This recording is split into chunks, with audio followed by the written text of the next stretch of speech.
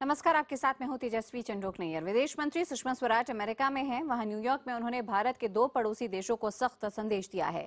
चीन के विदेश मंत्री वांग यी से मुलाकात के दौरान सुषमा ने भारतीय सीमा में चीनी सैनिकों की घुसपैठ का मुद्दा उठाया।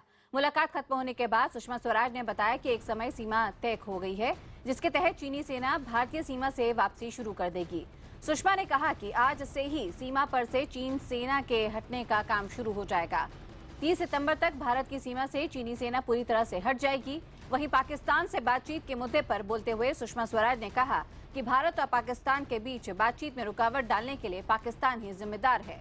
पाकिस्तान ने विदेश सचिवों की बैठक से पहले अलगाववादी नेताओं के साथ बातचीत कर पाकिस्तान ने सारा खेल बिगाड़ दिया।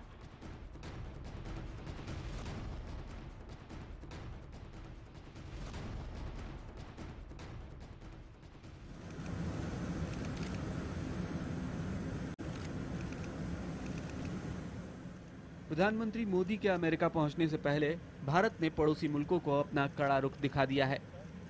न्यूयॉर्क में विदेश मंत्री सुषमा स्वराज ने जब चीन के विदेश मंत्री वांग यी से मुलाकात की तो साफ संदेश दिया कि भारत अपनी सीमाओं में किसी भी तरह की घुसपैठ को अब बर्दाश्त नहीं करेगा। मुलाकात के बाद जो नतीजा निकला वो भारत के लिए बड़ी कामयाबी के तौर पर देखा जा सकता है। 30 तारीख तक सारी चीजें खत्म हो जाएंगी कि 1 सितंबर 2014 को जिस पोजीशन पर जिस देश की सेना थी वो वहां वापस चली जाएगी। दरअसल चीनी सेनाएं पिछले काफी समय से भारत के लद्दाख के चुमार और डेमचौक सेक्टर में घुसपैठ कर रही हैं। यहां तक कि चीन के राष्ट्रपति शी जिनपिंग के भारत दौरे के समय भी चीनी सैनिकों की घुसपैठ जारी रही, जिसे लेकर प्रधानमंत्री नरेंद्र मोदी ने भी कड़ा संदेश दिया था। दूसरी तरफ पाकिस्तान को भी भारत की तरफ से एक बार फिर करारा जवाब मिला है। पाकिस्तान के सुरक्षा सलाहकार सरताज अजीज ने भारत पाकिस्तान के बीच बातचीत बंद होने के लिए भारत को जिम्मेदार ठहराया, जिसके जवाब में विदेश मंत्री सुषमा स्वराज ने साफ कहा कि खेल बिगाड़ने का काम तो पाकिस्तान ने ही किया। अगर वो कोई इनिशिएटिव लेंगे तो होगा, क्योंकि सस्पेंड तो उन्होंने किया था नहीं। लेकिन जिन मसलों को लेकर, जो वायलेशंस को लेकर के जिनको लिया था, उसको वर्कआउट करने का इंडिया का जो डिमांड है, वायलेशन तो कोई भी नहीं थी, वो तो नॉर्मल प्रैक्टिस थी पिछले 20 साल से। मीटिंग को लेकर इंडिया काफी अपसेट था इस वजह से। हाँ, लेकिन वो तो ओवर रिएक्शन था हमारे ख्याल में, क्योंकि ये कोई नई बात तो नहीं थी। हुर्रियत के लीडरों से मुलाकात पिछले 20 साल से हो रही है। हुर्रियत से बात जो वहाँ के लीडर्स आते थे वो करते थे, लेकिन पहली बार प्रधानमंत्री नवाज शरीफ आए और उन्होंने नहीं की, क्योंकि वो भारत का संकेत समझते थे। बात वहां से शुरू होगी। किसी भी टॉक्स के पहले एम्बेसडर ने बुलाकर बात की हो, ये नहीं हुआ, और नई सरकार ने नया संकेत दिया है, और इसीलिए बात उन्होंने बिगाड़ी, खेल उन्होंने बिगाड़ा। साफ है, अमेरिका की धरती से भारत ने पड़ोसियों को संदेश दिया है कि अब किसी भी तरह से वो अपनी सीमाओं में या फिर आंतरिक मामलों में दखल बर्दाश्त नहीं करेगा। यहाँ न्यूयॉर्क में इंडियन मिशन में हलचलें तेज होती जा रही हैं। प्रधानमंत्री नरेंद्र मोदी पहुंचे उसके पहले विदेश मंत्री सुषमा स्वराज ने ये साफ कह दिया है कि पाकिस्तान के साथ बातचीत का अभी हिंदुस्तान का कोई इरादा नहीं है, क्योंकि पाकिस्तान ने बकौल सुषमा स्वराज ये खेल बिगाड़ा है। साफ तौर पर भारत अपने कड़े रुख पर कायम है, और ये साफ दिखाता है कि विदेश नीति को लेकर नरेंद्र मोदी जिस एग्रेसिव तरीके से आगे चल रहे हैं, ये पूरी सरकार उसको आगे बढ़ा रही है। भारत का यह आक्रामक रुख पाकिस्तान के साथ साथ चीन को लेकर भी है, और शायद इसीलिए चीन ने माना है कि घुसपैठ की है, और वो घुसपैठ को, अपने सेनानियों को पीछे हटाने को भी तैयार हो गया है। तो भारत के लिए शुरुआत में एक अच्छी खबर भी संयुक्त राष्ट्र से आ रही है। कैमरामैन पंकज तोमर के साथ सुमित अवस्थी, न्यूयॉर्क, IBN 7। भारत ने एक तरीके से चीन और पाकिस्तान दोनों पड़ोसी देशों से अपना रुख साफ कर दिया है। ज्यादा जानकारी के लिए सीधे रुख करते हैं न्यूयॉर्क में मौजूद हमारे deputy managing editor Sumit Awasthi. Sumit, चीन ने तो घुसपैठ को लेकर कदम पीछे खींचते हुए चीनी सैनिकों को सीमा से हटाने की समय सीमा तय कर दी। पाकिस्तान से बातचीत को लेकर सुषमा के सख्त रुख के बाद अब आगे क्या? जी हाँ, अब सुषमा स्वराज का साफ ये कहना कि पाकिस्तान ने खेल बिगाड़ा है, ये साफ दिखाता है कि भारत पाकिस्तान को लेकर अपना एग्रेसिव रुख अख्तियार जो किया है वो आगे भी बरकरार रखना चाहता है। नवाज शरीफ साहब को हिंदुस्तान ने बुलाया स्वेरिंग इन में, नवाज शरीफ ने रेसिप्रोकेट किया और अपनी मुलाकात में हुर्रियत से मुलाकात नहीं की। लेकिन जब ये बातचीत तय हो गई कि अब व्यापार होना चाहिए, ट्रेड होना चाहिए, बायलैटरल बातचीत का सिलसिला शुरू होना चाहिए, फॉरेन सेक्रेटरी की बातचीत शुरू होने वाली थी, उसके ठीक पहले ये पहली बार हुआ कि एम्बेसडर ने अपने घर पर हुर्रियत के नेताओं को बुलाया, उनसे मुलाकात कर ली। भारत इस बात से खासा रुष्ट है। सुषमा स्वराज की बातों से वो बात बिल्कुल साफ हुई कि पाकिस्तान ने जिस तरीके से हुर्रियत को इम्पोर्टेंस दी है बायलैटरल बातचीत शुरू होने के पहले, वो बहुत बड़ी वजह रही कि हिंदुस्तान और पाकिस्तान के बीच बातचीत का सिलसिला आगे नहीं बढ़ पाया। तो बकौल सुषमा स्वराज पाकिस्तान की जिम्मेदारी ज़्यादा बनती है अगर वो इस दिशा में बातचीत को आगे बढ़ाना चाहते हैं कि भारत के साथ वो शांतिपूर्ण संबंधों को स्थापित रख सकें। और दूसरी बड़ी बात सुषमा स्वराज की जो मुलाकातों के दौर में निकली वो ये कि चाइना पर उन्होंने दावा किया कि चाइना पर यह दबाव बनाने में भारत कामयाब हो गया है, कि चाइना की तरफ से जो उसकी सेना भारतीय इलाकों में घुसपैठ कर गई थी वो आज से शुरू होकर 30 तारीख तक, अगले 5 दिनों में उस घुसपैठ से पीछे हो जाएगी, यानी इंकर्जन को वापस ले लेगी, विड्रॉ कर लेगी। 1 सितंबर की जो पोजीशन थी दोनों सेनाओं की, वो उस जगह पर पहुंच जाएंगी। इस पर दोनों विदेश मंत्रियों की मुलाकात में सहमति बन गई है। तो ये भारत के लिए बहुत बड़ी कामयाबी। आपको याद होगा जब चाइनीज राष्ट्रपति दिल्ली में थे, मुलाकात चल रही थी, उसी वक्त खबर आई थी कि चाइना की तरफ से घुसपैठ हो रही है। और उसके बाद अब करीब 1 हफ्ते के गैप के बाद ये खबर आना कि चाइना अपनी गलती मान रहा है, अपने घुसपैठियों को, अपनी सेना को वापस बुला रहा है। साफ तौर पर एक बड़ी कामयाबी के तौर पर इसको मोदी सरकार का प्रशासन देखेगा और आगे दुनिया को बताएगा भी। जी सुमित, बिल्कुल आप बने रहिए हमारे साथ और जानकारी के लिए। और अब यहाँ पे हमारे दर्शकों के लिए खबर मोदी के मिशन अमेरिका। तो प्रधानमंत्री नरेंद्र मोदी आज अमेरिका पहुंचेंगे। अपनी 5 दिन की यात्रा के लिए वो गुरुवार को अमेरिका के लिए रवाना हुए थे। अपनी अमेरिका यात्रा के बीच में पहला पड़ाव लेते हुए मोदी जर्मनी के फ्रैंकफर्ट में रुके हुए हैं। भारत से रवाना होने से पहले अमेरिका को प्रधानमंत्री मोदी ने अहम भागीदार बताते हुए विश्वास जताया है कि उनकी इस यात्रा से दूरियां खत्म होंगी और रणनीतिक रिश्तों का एक नया इतिहास शुरू होगा।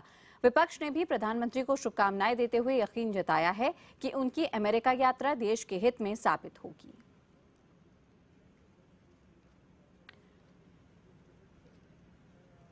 और प्रधानमंत्री मोदी के दौरे से जुड़ी हर खबर और पल पल की जानकारी के लिए IBN 7 की टीम अमेरिका में मौजूद हैं। आइए एक बार फिर रुक करते हैं हमारे deputy managing editor Sumit Awasthi का।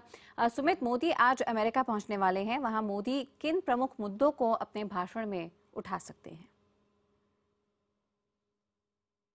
जी हाँ, आज दोपहर तक प्रधानमंत्री नरेंद्र मोदी पहुंचेंगे अमेरिका और उसके बाद नरेंद्र मोदी का बैक टू बैक ढेर सारा कार्यक्रम है। उनको कल UNGA में हिंदुस्तान के मुताबिक समय के मुताबिक कल जो कि शनिवार होगा सुबह करीब 10:30 बजे संयुक्त राष्ट्र में अपना महाधिवेशन में भाषण देना है। और अपने आप में भाषण पर सबकी नजरें हैं क्योंकि एक तो वो हिंदी में बोलने वाले हैं, प्लस आतंकवाद के मामले पर नरेंद्र मोदी ऐसी लाइन लेंगे जो कि अमेरिका के समेत तमाम देशों को छुएगी, क्योंकि आजकल पूरा का पूरा ग्लोब जो है वो आतंकवाद से त्रस्त है, परेशान है। चाहे वो ISIS की बात हो, चाहे वो इस्लामिक टेररिज्म की बात हो, माफ करिएगा, या जो भी कुछ तमाम आतंकवाद के चेहरे हैं, उनसे लड़ने के लिए क्या दुनिया की तमाम बड़ी ताकतें एक मंच पर आ पाएंगी, एक कोशिश होगी। उसको लेकर नरेंद्र मोदी का क्या प्लान ऑफ एक्शन है, क्या एजेंडा है, उस पर वो शायद रोशनी डाल सकते हैं। विश्व की जो दूसरी बड़ी समस्याएं हैं, गरीबी की बात हो गई, भूखमरी की बात हो गई, हाइजीन की बात हो गई, उन पर नरेंद्र मोदी का क्या रुख होगा, प्रधानमंत्री का, उस पर भी सबकी निगाहें होंगी।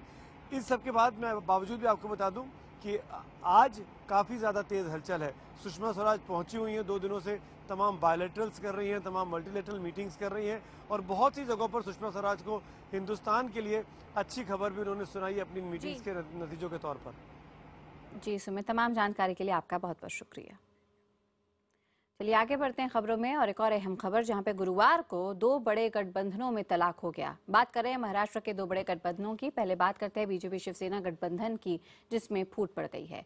25 साल पुराना गठबंधन यहां पे टूट चुका है, लेकिन सीटों पर तालमेल क्योंकि नहीं हो पाया, इसलिए लंबी जद्दोजहद के बाद इस गठबंधन को धराशायी होना पड़ा। आखिरकार प्रधानमंत्री के अमेरिका के लिए उड़ान भरने के बाद बीजेपी ने अपनी ओर से अकेले चुनाव लड़ने का ऐलान कर दिया। हालांकि पार्टी ने कहा कि वो छोटी पार्टियों को साथ लेकर चलेगी। तो उधर शिवसेना और बीजेपी का गठबंधन टूटने के थोड़ी देर बाद ही कांग्रेस एनसीपी का 15 साल पुराना गठबंधन भी टूट गया। मुंबई में एक प्रेस कॉन्फ्रेंस कर एनसीपी नेता और महाराष्ट्र के उप मुख्यमंत्री अजीत पवार ने इस तलाक का ऐलान किया। अजीत पवार ने कहा कि हम हमेशा गठबंधन धर्म निभाते रहे, लेकिन कांग्रेस ने बिना सलाह के अपने उम्मीदवारों की सूची जारी की। वहीं कांग्रेस ने एनसीपी पर निजी स्वार्थ के लिए गठबंधन तोड़ने का आरोप लगाया। और इस खबर पर ज्यादा जानकारी के लिए सीधी रुख करते हैं मुंबई में मौजूद हमारे सहयोगी दिनेश मौर्य का। दिनेश, अब ये मुकाबला पूरी तरीके से फोर कॉर्नर्ड हो गया है, ऐसे में समीकरण बिल्कुल बदल गए हैं जो कि महाराष्ट्र की राजनीति में पिछले 15-20 सालों में देखने को मिलते थे।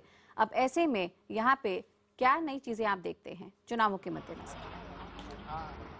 देखिए, एक बात तो ये साफ हो गई कि जो मराठी अस्मिता के नाम पर मराठी वोटर शिवसेना बीजेपी को वोट देते हैं उनमें बहुत बड़ा बंटवारा होगा।